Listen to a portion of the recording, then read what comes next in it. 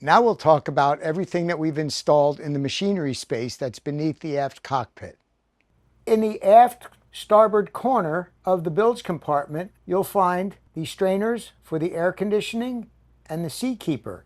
They are one in front of the other, Seakeeper being the lower of the two.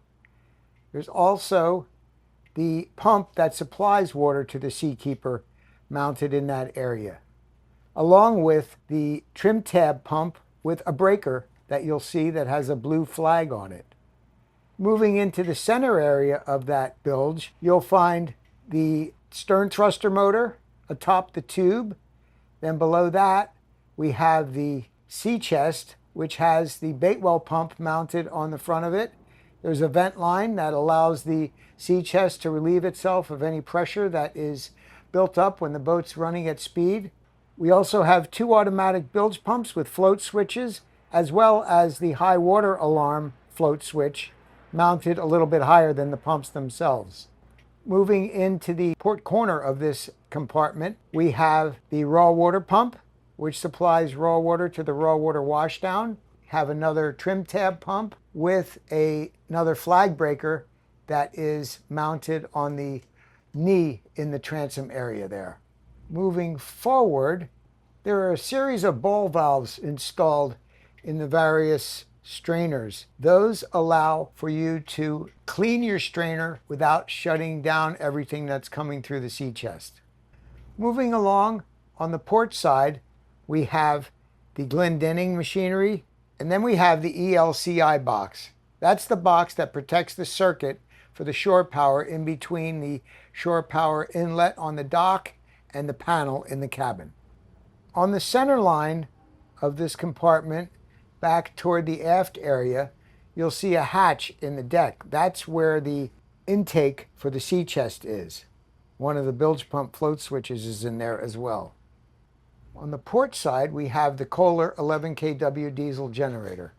In front of that is the muffler for the generator, as well as the isolation valve and fuel filter for the diesel generator.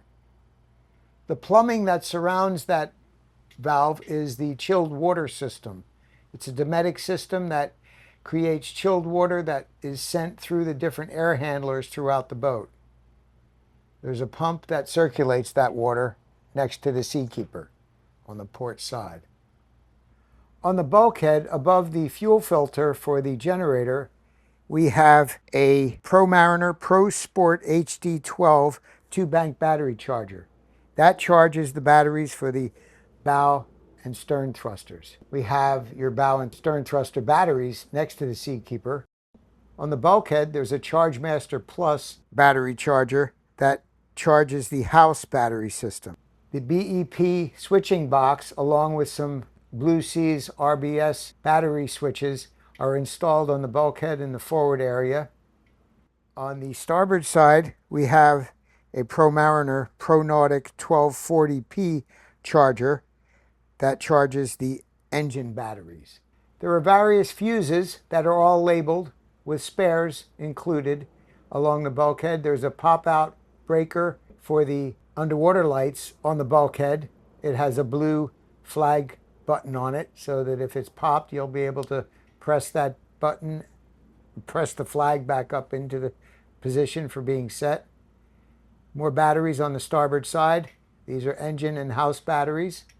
Moving along aft on the starboard side, we have a sump box that carries the air conditioning condensate away.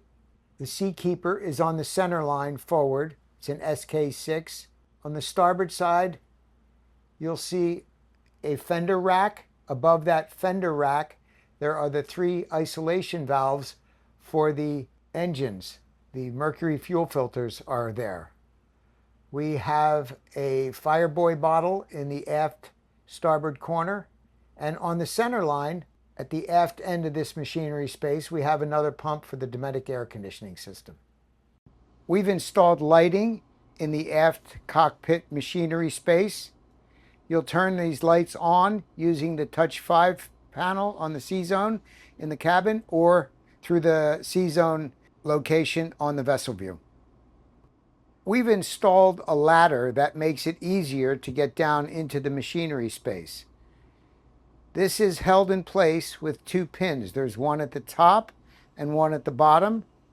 These pins are held in place with a lanyard, so they're always available.